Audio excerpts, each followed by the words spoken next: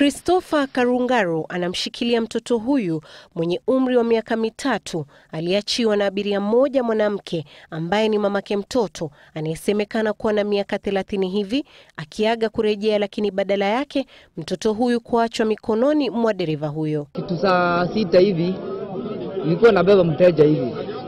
Sasa mimi nikapatia huyu mtoto na mwanamke slim akona peace. Akaniambia nimweke kiti ya mbele aende achukue chips na anunue aende kwa M-Pesa.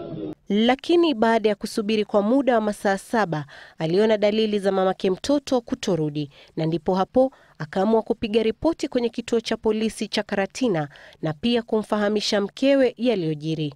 Saa 12 hapo, wakati nilikuwa meeting shule, bwanangu akanipigia simu akaniambia kuna mtoto ameashiwa kwa stage na ametoka kwa huko station ku report.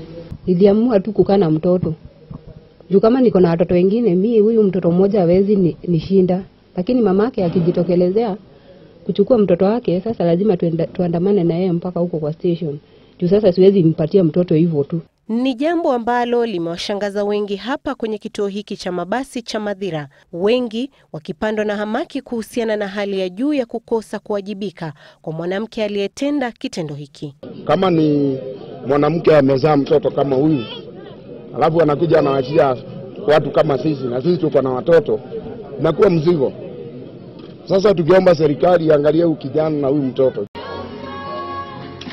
Karungaru na mkewe sasa wanawaomba wafadhili kumsaidia kumlea mtoto huyu anayetambulika kwa jina moja tu la Ken, kwani yeye na mkewe tayari wana watoto 2 wa kulea, kwani kuzaa si kazi ila kulea ndio kazi. Fiona Kenga, Citizen Nipashe, Nairobi.